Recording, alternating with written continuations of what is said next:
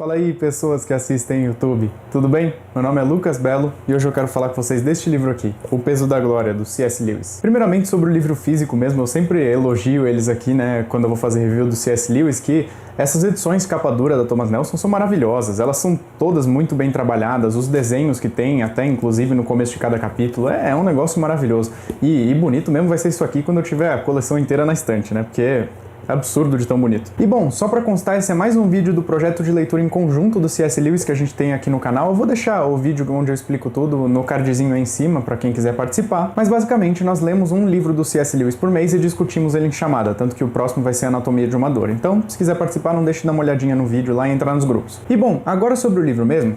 Diferentemente dos outros que eu já resenhei aqui, Cristianismo Puro e Simples, Abolição do Homem, Os Quatro Amores, etc., os capítulos desse livro não giram em torno de um tema central, porque ao invés de ser um livro sobre um tema, é na verdade um conjunto de 9 sermões que ele deu, 9 palestras, se você preferir dessa forma, na época da Segunda Guerra Mundial. E também algumas ali um pouco após o término da Segunda Guerra. E então, exatamente por isso, são 9 palestras, 9 sermões que possuem temas diferentes. Cada um vai discutir sobre uma coisa em específico. E já adianto que todos são muito interessantes. Eu vou ler aqui para vocês o sumário onde tem o título de cada capítulo. O Peso da Glória, Aprendizado em Tempos de Guerra, Por que não sou um pacifista, Transposição, Teologia é Poesia, Círculo Íntimo, Membresia, Sobre o Perdão e Ato Falho. Só pelo título de cada um deles já gera um interesse, né? Principalmente esse Aprendizado em Tempos de Guerra e Por que não sou um pacifista, que são muito na cara, né? Talvez você não entenda direito o que é transposição sem que ele explique no capítulo e tal, mas esses dá pra perceber imediatamente, né? E aí, se você se interessou por algum desses capítulos, eu recomendo muito, pelo amor de Deus, compre esse livro e leia, são reflexões interessantíssimas. Você nunca vai se arrepender de comprar qualquer coisa do C.S. Lewis pra ler, e porque eu não vou conseguir comentar tudo aqui exaustivamente, muito pelo contrário, eu vou comentar sobre a introdução e o capítulo 1 de maneira mais específica, porque seria impossível trabalhar todos os temas desse livro num vídeo breve para o YouTube. Acho que teria que fazer pelo menos um vídeo para cada capítulo, e aí já vai substituir a chamada, onde a gente faz isso mesmo, do projeto de leitura, então não tem sentido. E bom, primeiro sobre a introdução. Cara, eu não tenho palavras para descrever o quão interessante, o quanto me puxou essa introdução escrita pelo Walter Hopper, deve ser assim que se pronuncia, eu não tenho certeza, que é um amigo do C.S. Lewis. Ele conviveu os últimos dias do C.S. Lewis, por assim dizer, alguns meses com ele. E além de ser amigo próximo, ele também foi assistente lá na universidade do Lewis, ajudava ele. Então ele vai contar várias memórias interessantíssimas aqui. Ele vai dar um insight maravilhoso pra gente sobre como era a personalidade do C.S. Lewis. E eu achei isso interessantíssimo, não só pela riqueza com que ele apresenta essa personalidade pra gente, mas também porque era mais ou menos como eu imaginava que o C.S. Lewis era mesmo. Então pra mim foi um negócio, foi muito legal. Ele menciona que o Lewis era uma pessoa muito engraçada, ao mesmo tempo que era uma pessoa muito humilde e que também tinha os seus momentos sérios quando o contexto demandava isso, né? E ele vai falar de várias pegadinhas que ele fazia com o Lewis, que o Lewis fazia com ele, que eles faziam com outras pessoas, então é muito interessante. Vou ler um trecho aqui da página 16 dessa edição, só para vocês terem noção do que eu tô falando. Passado o pior, houve um retorno ao otimismo e ao senso de humor, os quais eram, em minha opinião, os atributos mais atraentes em Lewis. No entanto, para dar a ideia exata de completude desse homem marcante, teria de ser alguém com o talento de um Boswell para mostrar como o humor se integrava naturalmente com o lado mais sério e era de fato uma das causas de sua grandeza de coração, de seu imenso intelecto e da caridade mais aberta que eu encontrei num ser humano. Muitos de nós chegamos à conclusão de que Lewis era um homem de instintos comuns, combinados com habilidades incomuns. Talvez seja importante ressaltar aqui que eu sabia, simplesmente sabia, que, não importava quanto tempo eu vivesse ou quem mais eu conhecesse, nunca mais estaria na presença de um outro ser humano tão supremamente bom. De todas as minhas memórias, esta é a mais indelével e permanente. Bom, acho que agora ficou mais claro o que eu estava querendo dizer, né, sobre o tamanho da riqueza com que ele apresenta a personalidade do Lewis pra gente, e eu achei interessantíssimo, porque é realmente assim que eu me sinto quando eu estou lendo o livro dele. É como se ele conseguisse passar e expressar isso pelo livro, pelas palavras, é como se a alma dele estivesse presente em cada coisa que ele escreve. E eu acho isso brilhante, porque tem poucos autores que eu entrei em contato que conseguem fazer isso. Acho que C.S. Lewis, o Santo Agostinho e o Louis Lavelle são 3 caras que conseguem fazer isso de maneira que nenhum outro autor que eu li até o momento consegue fazer. Bom, agora o capítulo. Como eu tinha dito, eu só vou comentar aqui sobre o primeiro, que é literalmente o que dá nome a essa obra, que é o peso da glória. Neste capítulo, ele discute acerca da glória que nos é prometida nos evangelhos, tanto analisando a questão acerca da legitimidade, se há legitimidade em desejá-la, tanto analisando os aspectos próprios dessa glória. E logo de cara ele já vai abrir o capítulo com umas reflexões brilhantes, assim, eu vou ler uns trechos aqui pra vocês. Se você perguntar hoje a 20 pessoas boas qual seria para elas a maior das virtudes, 19 delas responderiam: abnegação. Mas se você tivesse perguntado isso a quase qualquer um dos grandes cristãos do passado, eles responderiam: amor. Você entendeu o que aconteceu? Um termo de conotação negativa foi substituído por outro positivo, e a importância disso é mais do que filológica. A ideia negativa da abnegação não carrega consigo a sugestão primordial de assegurar as coisas para os outros, mas, em vez disso, a de nós mesmos nos privarmos dessas coisas, como se a nossa abstinência e não a felicidade dos outros fosse a mais importante questão. Não acredito que essa seja a virtude cristã do amor. E aí logo em seguida já tem outra reflexão que eu vou ler aqui também e depois eu comento as duas em conjunto. Somos criaturas medíocres, brincando com bebida, sexo e ambição, quando a alegria infinita nos é oferecida. Como uma criança ignorante que prefere fazer castelos na lama em meio à insalubridade por não imaginar o que significa o convite de passear um feriado na praia. Nos contentamos com muito pouco.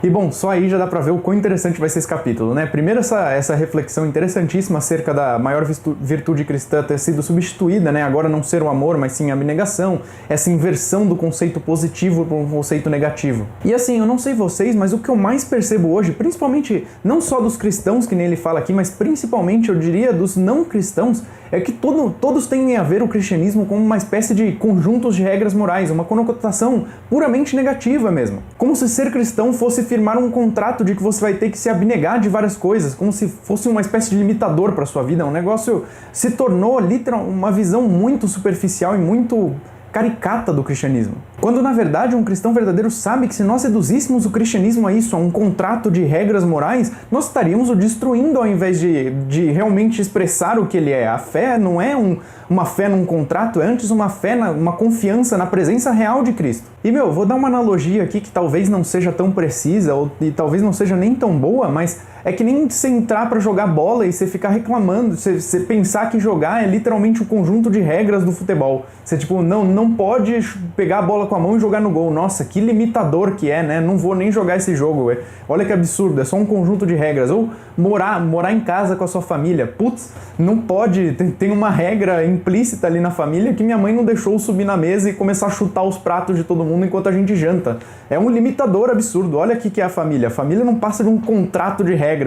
É um negócio absurdo você pensar isso de qualquer maneira, inclusive do cristianismo, principalmente do cristianismo. E bom, a segunda reflexão que eu li é clássica, né? Quão baixos são os nossos apegos comparado com a alegria que nos é oferecida. Santo Agostinho diz ali nas suas confissões, né? Tarde te amei, ó beleza tão antiga e tão nova. Eu procurava você fora quando você estava dentro e eu, disforme, me apegava à beleza das coisas que criastes, né? Ao invés de realmente enxergar a fonte da beleza, né? Nós somos atraídos por coisas tão baixas, às vezes nem por formas belas, mas por coisas perversas mesmo, quando na verdade a luz está ali pra gente, se mostrando praticamente autoevidente, querendo que nós agarremos ela e abracemos, e nós recusamos por coisas tão ínfimas. O que não deixa de ser um absurdo, né? Quase uma loucura por excelência. Também, puxando o Santo Agostinho de novo, que eu tô lendo as confissões dele agora, eu tô animado, ele diz, né? Aqueles que te buscam te louvam, e porque aqueles que te buscam te encontram, e aqueles que te encontram não tem como fazer outra coisa senão louvá-lo, né? E é justamente isso, é um ato de loucura por excelência, você enxergar a luz e olhar para ela, você vê qual é a verdade, o caminho, você ter a noção das proporções e ainda assim olhar para ela e preferir aquela coisa, o reflexo mínimo que tem de luz em algum lugar, ou até mesmo a escuridão mais podre, mais baixa que você pode imaginar. E bom, ainda nessa página o Lewis vai começar a falar mais sobre a glória, e aí ele já vai tirar da frente de maneira muito tranquila a ideia de que o cristão possa ser um mercenário, porque se ele faz as coisas pela glória, o que diferencia ele de um utilitarista que faz as coisas pelo prazer, sabe? Ele só tá buscando ali o melhor para ele. E bom, vou ler o trecho aqui para vocês. Não deveríamos nos perturbar por causa dos descrentes, quando estes dizem que tal promessa de recompensa faz da vida cristã um caso típico da ação mercenária. Existem diferentes tipos de recompensas. Há a recompensa que não possui nenhuma conexão natural com as coisas que você faz para conquistá-la e que é bem estranha aos desejos que devem acompanhar essas coisas. O dinheiro não é a recompensa natural do amor. É por isso que chamamos de mercenário o homem que se casa com uma mulher por causa do dinheiro que ela possui. Contudo, o casamento é uma recompensa apropriada para o verdadeiro amante. Logo, ele não será um mercenário por desejá-lo. As recompensas apropriadas não estão simplesmente relacionadas à atividade para a qual são concedidas, mas são a própria atividade em estado de consumação. Algo tão simples e tão claro, mas que tão pouco de nós conseguimos conceber, né, dessa maneira. Eu particularmente, quando ele começou a discutir isso aqui, eu fiquei, realmente, tem realmente uma dúvida aí nesse aspecto, e quando ele falou isso, eu falei, tá, beleza, essa pontinha de dúvida que estava aqui já foi apagada, já está ali no chão, nunca mais vai aparecer. E bom, no miolo desse capítulo eu não vou comentar muito para esse vídeo não ficar gigante, mas ele vai discutir sobre beleza, sobre a nossa relação com o divino, vai fazer umas reflexões bem interessantes. Mas aí, na página 41, ele vai confessar pra gente que essa ideia de glória sempre foi muito estranha a ele, porque ele não conseguia associar ela com o cristianismo, porque ele tendia a ver a glória como as pessoas tendem a ver em uma espécie de senso comum, assim, associar a glória com boa fama, ou seja, com ser conhecido, e ele ficava pensando, tipo, nossa, mas ser conhecido, o cristianismo, isso não faz muito sentido, ele não conseguia conectar as coisas. E o choque dele foi justamente ter encontrado em autores que ele admirava, como São Tomás de Aquino e John Milton, a ideia de que glória é sim boa fama, mas não a boa fama que ele estava pensando, não a fama com os outros, mas a boa fama com Deus, no sentido de ter a sua aprovação, de ter o seu reconhecimento. E aí sim ele diz que compreendeu a glória. Eu vou ler um trecho aqui para vocês. Glória significa ter uma boa avaliação de Deus, ser aceito por Deus, obter resposta, reconhecimento e acolhimento no coração das coisas. Talvez pareça muito primitivo descrever a glória como o fato de ser notado por Deus, mas essa é quase a linguagem do Novo Testamento. O apóstolo Paulo promete àqueles que amam a Deus não que conhecerão a Deus, como seria de se esperar, mas que serão conhecidos por Deus.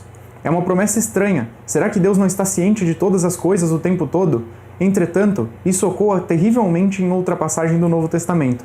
Ali, somos advertidos de que isso poderá acontecer a qualquer um de nós, o momento de aparecer finalmente diante da face de Deus e ouvir apenas as palavras desesperadoras: "Nunca os conheci, afastem-se de mim."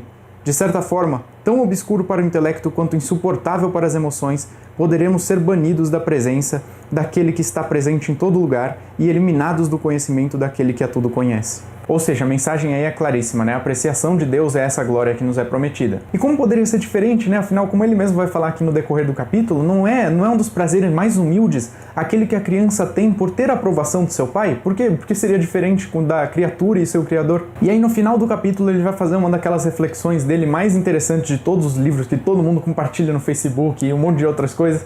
Quer dizer que não existem pessoas comuns. Que, tendo em vista o que foi discutido de glória, de imortalidade da alma e todas essas coisas, realmente não existem essas pessoas simplesmente comuns. Todos somos almas imortais, vivendo uma aventura que poderá nos levar à eternidade. Como ele mesmo diz, a pessoa mais chata, mais desinteressante que você conhece pode muito bem vir a ser a mais luminosa das criaturas. E ele vai concluir dizendo uma coisa maravilhosa, que é com os imortais que nós fazemos piadas, trabalhamos e casamos. E essa é uma das reflexões mais belas que tem dele. Esse capítulo é fenomenal e os outros são tão bons quanto, então pelo amor de Deus, não deixem de ler esse livro, pode confiar em mim, vocês não vão se arrepender de maneira alguma. E bom, agora para finalizar o vídeo com talvez uma das mais legais frases do C.S. Lewis de todos os tempos, né? Tudo bem que ele passou o capítulo falando dessas glórias, dessas maravilhas que nos são prometidas, mas enquanto isso, a cruz ainda vem antes da coroa e amanhã de manhã ainda é segunda-feira. E bom, visto que hoje é domingo e que amanhã de manhã eu tenho prova na faculdade, essa frase não poderia ter se encaixado melhor para finalizar esse vídeo. E é isso, esse foi o vídeo, eu espero que vocês tenham gostado. Desculpa se eu me enrolei ou se eu deixei de comentar alguma coisa que você queria ouvir eu comentar aqui sobre a obra, se alguma dessas coisas aconteceu, deixa aí nos comentários, eu respondo todos sempre. Se vocês gostaram do vídeo, se inscreve no canal que eu vou trazer mais vídeos de livros como esse, de literatura, de livros de filosofia também. E é isso, obrigado por quem assistiu até aqui, até a próxima aí, valeu!